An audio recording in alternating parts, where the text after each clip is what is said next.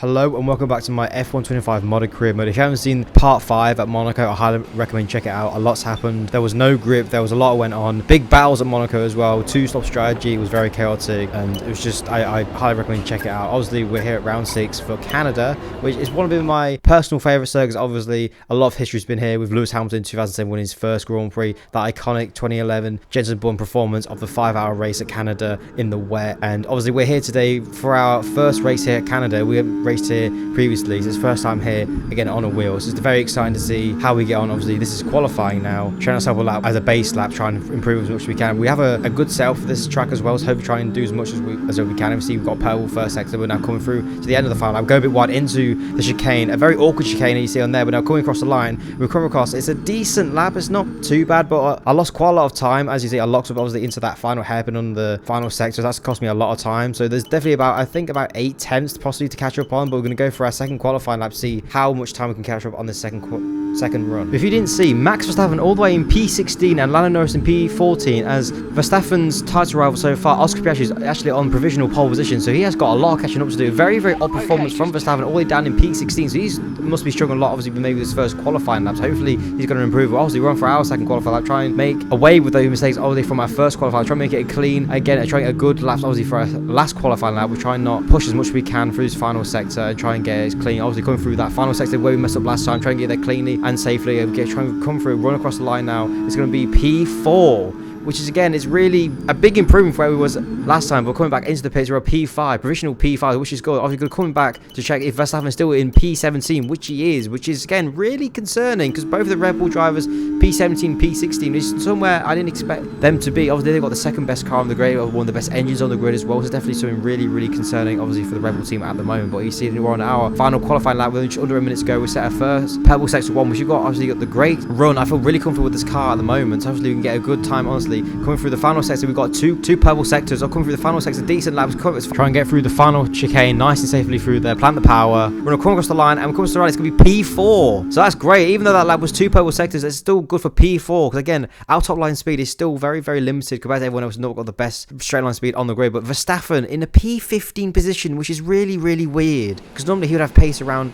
any circuit. Obviously in real life he's like one of the best drivers of all time, shall I say, but very odd from him, like just no setup, no anything, which is really strange behaviour. But you see obviously it's very sunny out for our Grand Prix. It's only a 1-stop strategy, and hopefully we can make something do with it. Obviously being the Canadian Grand Prix, I want to try and hopefully get another podium obviously on the cars. Last time we started from P4 in Monaco, but obviously with the tyres it fell apart so quickly with those soft tyres. We're going to avoid those soft tyres and just stick to the medium and the hards. Well, obviously coming through obviously the end of the formation, now we're showing park our car perfectly like our last time Monaco, we messed up completely. But now less chit chatting and coming after 5 red lights for the Canadian Grand Prix for our 6th start of the season. And we've got 5 red lights and we're on our way as Russell, Piastri and Anthony get a great start as we're trying to cover from sides. He's looking down the rear side, we're trying to look at the inside of Anthony with a bit of contact to the rear of his diffuser, but all single file through the first sector. Obviously it's a bit of a tight section, tight and twisty, so we're trying not to make many moves. You see the Bortoletti actually gets ahead of someone into P5, but now we're trying to make a move on Anthony a little bit deep, obviously coming into the end of the sector 1, but obviously now we're trying to make as much positions as possible. Obviously there's a bit of a gap back to actually put Bortoletti ahead of Ocon's. Obviously the overtake that he made obviously cost him time, but you see that Russell's now covering from Anthony to make a move that's going to help out actually Oscar Piastri, second in the title fight against Verstappen, all the way down in 15th right now, as this could be a great chance for Piastri to try and make as much of a gap on him as possible. See that Anthony is trying to make a move on his teammate George Russell. That's definitely going to compromise potentially both of their lines onto obviously the main straight, but obviously we're not even close enough at all. Obviously probably the lack of the car due to the development option being very good as compared to the edge to the factory Mercedes team ahead of us, so that's definitely going to compromise a bit. Obviously we're using more battery than obviously we want, obviously because of the lack of the engine, but it's behind the science that's being pressured by Bortoletti, the rookie in the sour, and Ocon behind him. So actually it's good to see that Bortoletti is making that step up now, obviously being to Formula 1, definitely pressuring the Ferrari of science. Obviously look back now to Max Verstappen all the way back in 15, still behind his teammate, not made any progress starting from his grid positions. That's going to compromise him a lot in his race, maybe do some overtakes later on. But we're trying to make a move on Antonelli, trying to make a move around the outside, trying to go all the way around the outside, tight in. There's a very awkward chicane obviously at Canada. They've obviously reprofiled that several times now. We say that Antonelli Antonelli has had a poor run. We see that Bortoletto's got past Sainz and he's trying to make a move on him, but Sainz trying to make a move past back him, but doesn't work. But you see it now, Leclerc trying to make a move on Ocon, but you see that Ocon's doing some great defending. So great to see some of these midfield cars actually defending so well from these a lot higher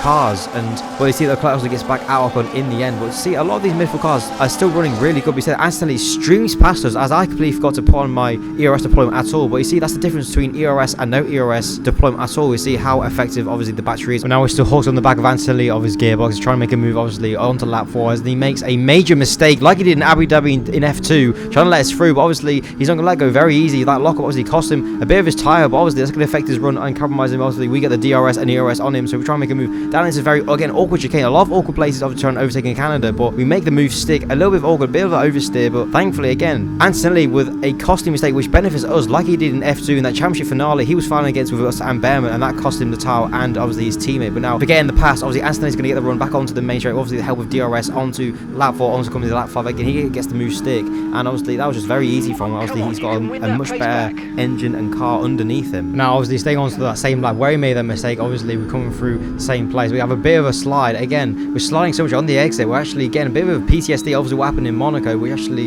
I'm not liking, because this tyre started to feel the drop off. Only on lap 5 they're starting to drop off quite a bit. They're not been worn or anything, but just starting to drop off quite a bit. So obviously the car is not reacting or saving too much of the tyre as much as I thought, but I was trying to get the run on Antonelli, trying to stick with them. I still, even with ERS deployment, I'm out of ERS deployment and DRS, I still can't get close enough to him. So this is now starting to worry me a bit that the tyres are going off this quickly, and that we're still with him, with Antonelli ahead of us, but that the tyres are starting to just be in the back of my mind that they're sliding a lot more than obviously I want it. You see there again, sliding so much, I have a massive overcorrection over, basically all the way locks left because I'm trying to save it that much, but now I see the Sainz is trying to get a run on us, but obviously he's not close enough just yet. So we're actually thankful that it wasn't too costly a mistake, but we lost so much time, about nearly a second, to Antonelli ahead of us. And you see that Sainz is now trying to look and move, obviously going to the right all the way around the outside of us, now go into the inside. Obviously that's where the nature of that corner goes, which he kind of inside all the way around. Actually we're trying to use all of our tyre, all of the grip that we basically have on this tyre, and I'm getting worried. Obviously this is getting really concerning, because again the way that the tyre drops off in Monaco is feeling how it is now, but obviously with the medium in Monaco I felt so good, but now Leclerc is actually getting past us, and now I'm getting really concerned, because obviously I know the Ferrari is a lot better car than the Williams is, but it's getting that same feeling what it is in Monaco. Obviously if you don't know,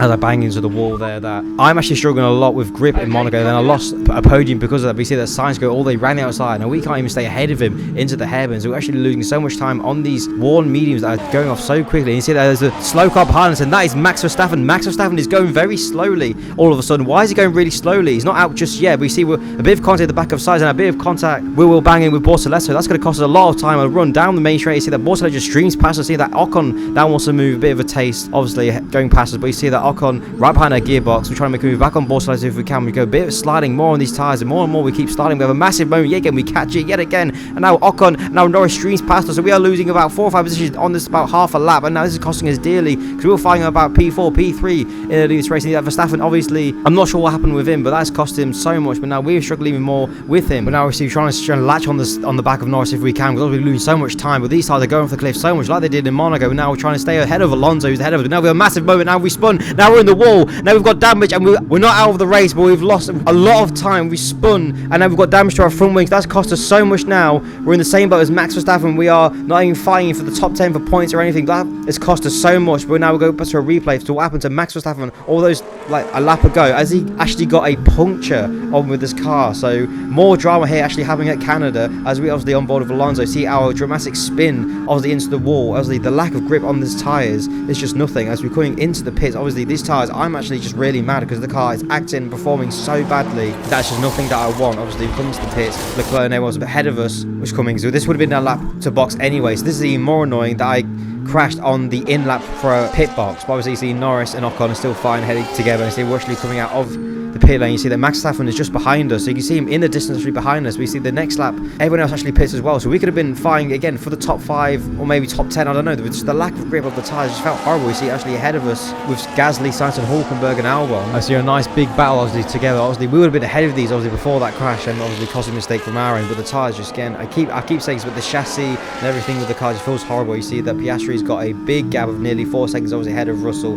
He's putting in another performance. Obviously he's second in Monaco last time, we were on the back back of, we made some cars obviously of Lawson in the Red Bull V car, obviously, you know, trying to get past him again into this very tight chicane. Obviously go a little bit wide, a little bit aggressive. Obviously we left him a little bit no rooms. Obviously he might be a little bit upset with that, but again, a lap later we catch up with the back of his teammate obviously of Hadjar. Again, we had a few scraps with him obviously in F2, so hopefully we'll be still quite respectful between the two of us. Obviously get right to the wall and right to the back of Hadjar's gearbox, try and make it move all the way, go round outside, try and go late on the brakes all the way round the outside of Hadjar, try and make it deep, try and pull it back obviously to the for a late apex, which obviously Hadjar's actually hogging the apex, so actually there is no apex actually being hit there, but we get past him nice and cleanly. Obviously on that, this compromised line obviously down the straight, and you see that Lawson, his teammate, actually got past him, and he's fighting with Paul Aaron obviously in the Aston Martin, the other rookie, trying to move. You see obviously Max Verstappen out of nowhere, trying springs, actually trying to make a move, obviously with only 4 laps to go, trying to make his first move obviously since that vital puncture of his all the way back just 5-6 laps ago now, but obviously he's trying to make a move all the way past Paul Aaron, as he's still not giving up. That rookie in the Aston Martin Honda, that Honda engine still got a lot of power, but see Verstappen edges it out all the way round the outside for a great move obviously from the 4-time world champion, obviously back on board with us. We're trying to make more moves, try and make it get past Behrman and Colapinto, try and push these tyres as much as we can, because obviously these hard tyres, I've not had a lot of favourite obviously with the path, and the soft tyres obviously they go off the cliff crazy, so obviously trying to put as much of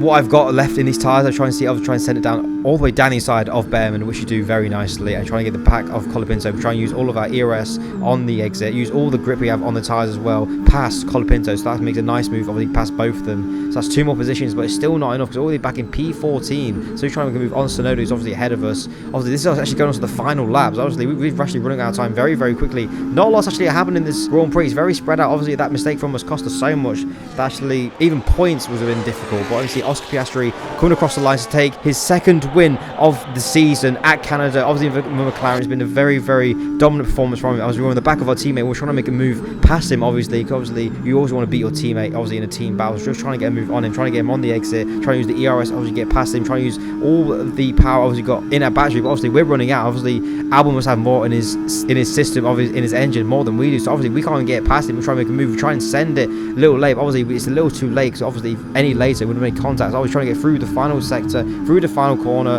very carefully, but obviously it's not enough as we come across the line for P13.